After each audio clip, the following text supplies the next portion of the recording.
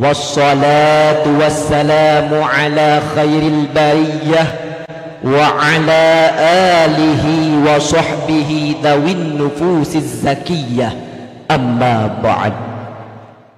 Penghormatan yang paling istimewa kepada ayahanda rohani dan ummi sekeluarga, penghormatan kepada abah dan keluarga, Abia Rais Am dan keluarga, mencakup seluruh Dewan Guru. Penghormatan saya kepada Abu, Abi, Walid, Walidi, serta segenap pimpinan dayah dan balai pengajian yang tidak mungkin saya sebutkan satu persatu. Penghormatan saya kepada Dewan Hakim yang kami muliakan, serta penghormatan teristimewa kepada seluruh hadirin kaum muslimin dan muslimat yang dirindukan surga. Hadirin saudaraku yang dicintai Allah Subhanahu wa ta'ala, kita sebagai manusia biasa, tentunya keimanan kita seringkali terjadi pasang surut. Terkadang iman kita kuat dan kokoh seperti batu, namun tak jarang keimanan kita lemah dan merosot bagaikan debu.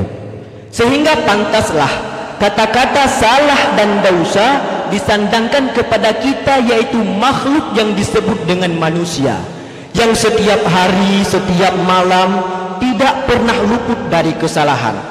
Kadang-kadang ada yang larut hingga kentut berbau dosa, dan kadang-kadang ada yang terlalu nikmat hingga semakin khidmat dalam maksiat. Seperti dalam sebuah pantun Aceh, pedih tat hati oh wate ta'u, maksiat musyuhu dumrata tempat, Tuhangan muda kabeh cet iku, jarian nata'u yang tema ibadat. Betul. Mengapa hal demikian bisa terjadi? Jawabannya, karena kita jarang, bahkan tidak pernah mengingat ilahi. Dalam merealisasinya, kita selalu meninggalkan sholat. Lalu bagaimana ketika seorang hamba ingin memperbaiki diri, mendekatkan diri dengan ilahi? Jawabannya sesuai dengan tema syarahan saya pada kesempatan kali ini yang berjudul Perbaiki Dirimu dengan Sholatmu. Hadirin saudaraku yang dicintai Allah Subhanahu wa ta'ala, pertanyaannya, kenapa? Kenapa kita memilih sholat untuk memperbaiki diri? Jawabannya, karena dengan mengerjakan sholat kita dapat memberikan dan mendapatkan keutamaan-keutamaan yang dengan keutamaan tersebut membuat kita menjadi pribadi yang lebih baik di sisi Allah juga dalam kehidupan. Yang mana keutamaan tersebut, yang pertama, memandang kepada kita adalah makhluk yang berlumuran dengan dosa, maka dengan mengerjakan sholat kita akan terjauhkan dari dosa-dosa. Sebagaimana firman Allah dalam Al-Quran, tepatnya surah Al-Ankabut potongan ayat 45. Bismillahirrahmanirrahim. Wa aqimus sholah, innas sholata tanha 'anil fahsya'i wal munkar. Dan dirikanlah sholat, sesungguhnya sholat dapat mencegah daripada perbuatan fahsya dan mungkar. Sebelumnya saya ingin bertanya, Ummi, ukhti, saya mau tanya boleh? Tahu tidak apa itu fahsya? Tidak ada yang tahu. Sekarang giliran akhi-akhi. Saya mau bertanya, bagaimana yang dikatakan dengan mungkar? Juga tidak ada yang tahu. Begini, fahsya adalah sebuah dosa yang bila dikerjakan digemari dan diinginkan jiwa manusia. Contohnya seperti zina. Kenapa zina dikategorikan kepada fahsya? Karena nakeun urang Aceh kiban gekeun diteka rindu oh gataji ada api rihun tetap long sabar buat muzina gayuh puji pakon hai tubuh hawa kacuba cinta kegatahan akan luruh ada api ji gasih metamah siga dicuba zina le tubuh han dipiuh dilake tamah. Maksudnya zina adalah perbuatan dosa, tapi tetap banyak insan yang ingin mencoba bahkan menikmatinya. Ini namanya adalah fahsya, dosa yang bila dikerjakan digemari dan diinginkan manusia. Berbeda dengan membunuh, meskipun ada sekelompok umat manusia yang berani melakukan pembunuhan, tetapi umumnya manusia tertakut terhadap pembunuhan tersebut. Ini namanya mungkar, dosa yang bila dikerjakan berlawanan dengan fitrah jiwa manusia. Namun dengan adanya solat, insya Allah kita akan terjauhkan dari dosa-dosa yang demikian. Inna solata tanha anil fahsya'i wal munkar.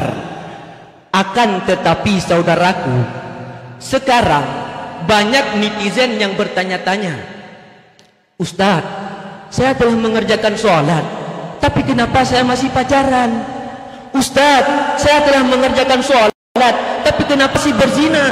Ustaz, saya telah mengerjakan sholat, tapi kenapa masih mabuk-mabukan? Ustaz, saya telah mengerjakan sholat, tapi kenapa saya masih worship? Kejadian yang seperti ini saudaraku sudah pernah terjadi pada masa Rasulullah. Dalam sebuah riwayat yang tertulis dalam Masyiah As-Sawi ala Tafsir Jalalain, ada seorang pemuda yang selalu mengerjakan sholat bersama Rasulullah, tapi ia selalu mengerjakan dosa-dosanya. Lalu para sahabat menceritakan tentang pemuda itu pada Rasulullah, dan Rasulullah pun menjawab, inna sholatahu satanhahu, sungguh kelak solatnya akan mencegahnya daripada dosa-dosanya. Lalu tak lama kemudian terbukti perkataan Rasulullah tersebut, pemuda itu bertaubat dan ia menjadi lebih baik dari sebelumnya. Saudaraku yang berbahagia, inilah keutamaan solat yang pertama, yaitu dengan mengerjakannya kita akan terjauhkan daripada dosa-dosa. Mungkin tidak sekarang, tapi insya Allah kelak solat kita akan menjauhkan kita daripada perbuatan dosa.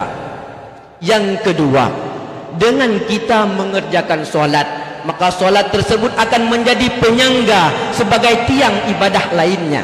Sebagaimana sabda Rasulullah dalam sebuah hadis, as-salatu imaduddin, solat adalah tiang agama. Kenapa atap panggung kita ini kokoh? Kenapa? Karena ada tiangnya. Kalau tidak ada tiang, hancur. Puasa melayang, zakat terbang, haji hilang karena tidak ada tiang. Jadi tiang daripada segala amalan adalah sholat. Perhatikan, begitu banyak contoh yang bisa kita lihat dalam kehidupan sehari-hari. Orang tua yang rajin ke majelis, orang yang suka bersedekah, yang rajin bayar zakat, yang suka berpuasa, adalah orang yang rajin mengerjakan sholat. Jadi intinya orang-orang yang suka berbuat kebajikan adalah orang yang rajin mengerjakan sholat.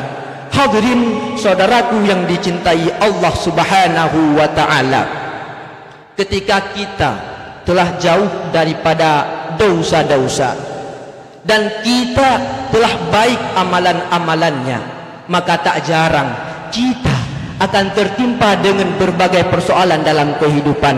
Cobaan, rintangan datang mendera.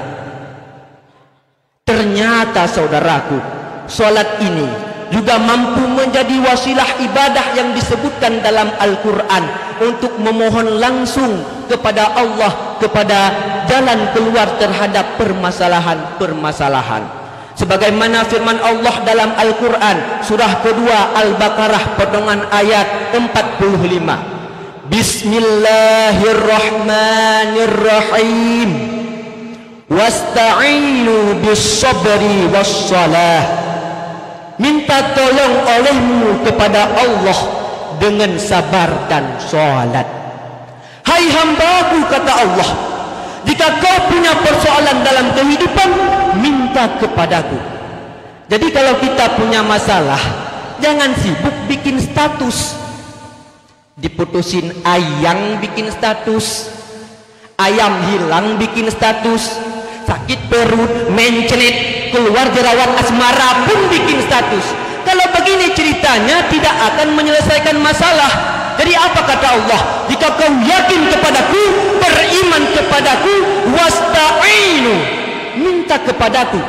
Caranya bagaimana? Bisabri, dengan sabar. Terima dulu masalah itu dengan sabar. Kemudian muncul kaidah Al-Quran, surah Al-Ankabut, surah Al-Baqarah ayat 186. Bismillahirrahmanirrahim. La yukallifullahu nafsan illa wus'aha. Allah tidak akan memberatkan seseorang kecuali sesuai dengan kemampuannya. Jadi kalau kita punya permasalahan di rumahkah, di luarkah, kehidupan sosialkah, seberat apapun ujian itu kata Allah memang karena Anda yang sanggup. Kalau tidak sanggup gak akan diuji. Jadi jangan mengeluh, jangan katakan ya Allah, why me, kenapa saya, why not, kenapa tidak. Memang karena Anda yang sanggup, yang lain tidak. Jadi terima dulu masalah itu dengan sabar. Kemudian baru datang kalimat wassalah, minta kepada Allah lewat salat. Begini cara memahaminya. Allah saja yakin kepada kita, kenapa kita gak yakin? Allah saja percaya kepada kita, kenapa kita tidak percaya diri? Terima dulu masalah itu dengan sabar. Kemudian wassalah, mintakan kepada Allah lewat salat.